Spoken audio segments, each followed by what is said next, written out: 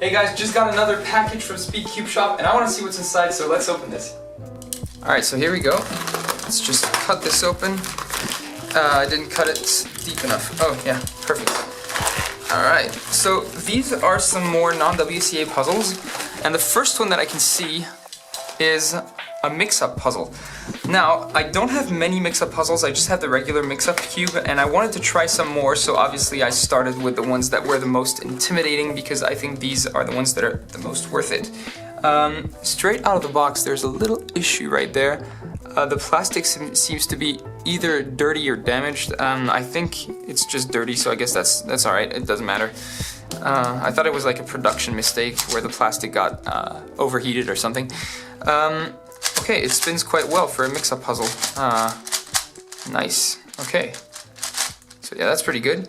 Well, the only issue is that I'm basically helping out a company that has no respect for designers, so that's too bad.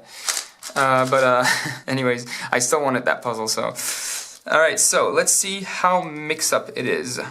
So if I move this up here, that can turn.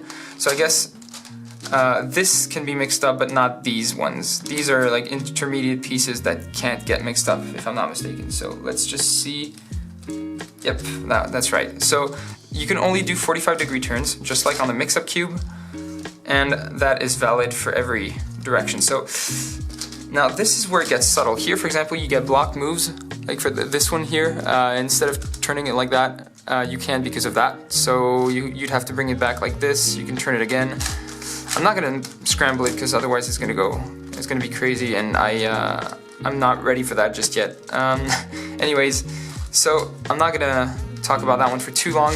It's a very high quality puzzle. I thought it would be worse considering the mix-up cube's mechanism. I guess these parts could be popped out quite easily, but they designed it sturdily, so that's good. Alright, very interesting puzzle. So, let's move on to the next one. The next unboxing, now, as you can see, it looks pretty crazy from the outside. And this is the Wheels of Wisdom puzzle from Diane. And this is something I wanted for a while. Well, there is a second reason why I wanted this. Not just because it's awesome, but because I want to make a mod that looks slightly like this one. Okay, straight out of the box, I'm already kind of disappointed because there's a lot of like lockups and stuff like that. I think the mechanism is very, I don't know, it's just fragile or frail or something. I don't know, it feels like it's gonna break, and that's not something that I specifically enjoy. It looks like the mechanism is overly complex because like everything takes a lot of alignment and force to turn, which is not that great, to be honest. That is something I wasn't expecting. I thought it would turn a bit better. Plus it's missing a sticker, one is misaligned, one is damaged. So that is not very cool. A bit disappointed at that one. And I don't think I'm gonna play with that one for like at all. I think that's just gonna be a collector's item in my collection. I'm quite disappointed with the quality. The stickers are all like misaligned and peeled and stuff. It's kind of, I don't know, it kind of sucks. Yeah, I'm gonna ask Cameron. He's probably gonna give me a replacement for that missing sticker, because the orange one I can't find it, so it's not just misplaced, it's just missing. That's probably Diane's mistake, but that happens, I guess.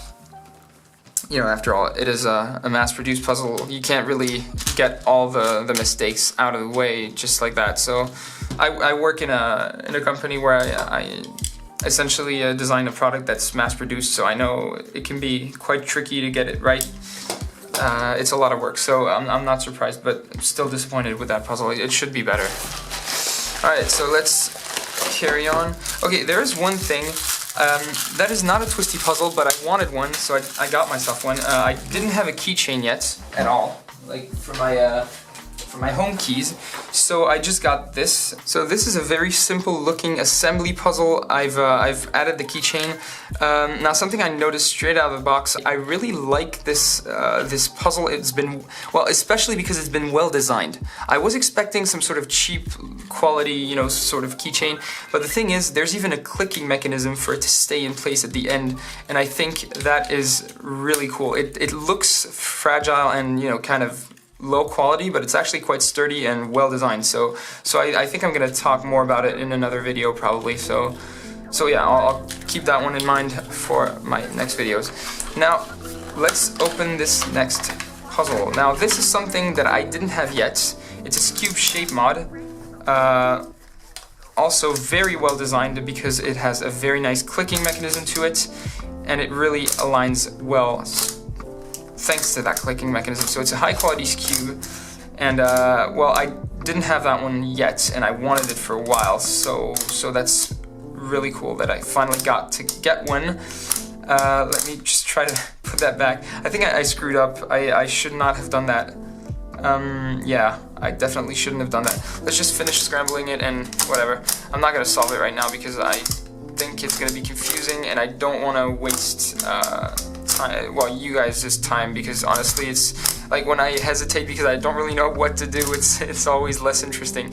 So this is just gonna be the review of the quality, and I think that one, it's pretty safe to say that this one is a very high quality puzzle and it's been well designed and very well manufactured. Alright, now let's move on to the next one, which is the final puzzle in that box, and that is also an unusual puzzle because it's a shape that isn't often mass-produced. Now, straight out of the box, the first thing I want to say is that it looks like it's not that well designed because it doesn't have any caps. So here you can see like it's a gaping hole, like there's nothing. You can just see the inner mechanism, the hidden mechanism on the inside. It's kind of strange, to be honest. Like I wasn't expecting that. It's unusual. So let's just talk about the mechanism for a second. This is essentially a Babyfaced 5x5. Well, no, a Babyfaced 3x3, or just the centers of a 5x5. So this is going to be solved the same way as you would solve those 5x5 centers, and I think that's going to be really interesting because the 5x5 center step is really well, one of the best parts of solving the 5x5. It's really interesting, and okay, it does spin quite well.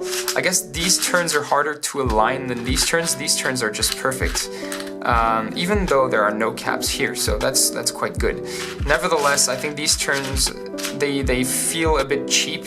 I think it's going to be better if I put some sort of, you know, a very viscous lubricant. I think that's going to help out. But in the meantime, it's still a quite high quality puzzle. Oh, that's nice. You can do some sort of like permutations easily. Like you can do this and then turn those, stuff like that. I mean, it's just, yeah, it's a fun puzzle. I like the shape, to be honest. Those cuts, the mix of flat and curvy cuts, is something I really enjoy. You probably saw it in my previous videos when I show puzzles that have both curvy and flat cuts, like the shuriken, for example. This one is similar in nature because it was designed with those flat cuts and those curvy cuts, and also it looks like it could turn like a Rex rhombic dodecahedron, but it turns on the faces. So really nice looking puzzle.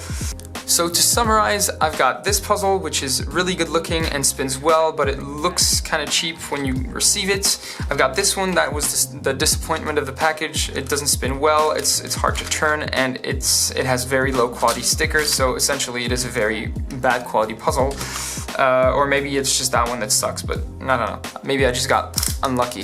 Then there's this one, which is really, really high quality, and I guess it's a must-have for anyone who tries to collect non-WCA puzzles. Then there's this one, the surprise of this video.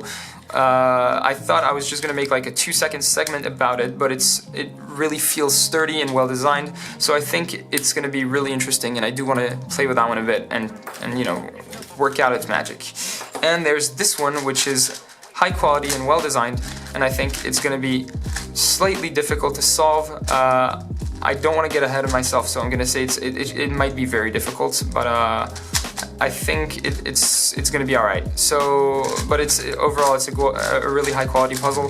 It's just that it has a bit of lockups, and that's something you can't really avoid on the MixUp cubes. So yeah, so these are the 5 puzzles I've shown today. I hope you liked this video. If you did, please feel free to subscribe and like my social networks. I've got Instagram and Facebook, and I will see you guys in the next video.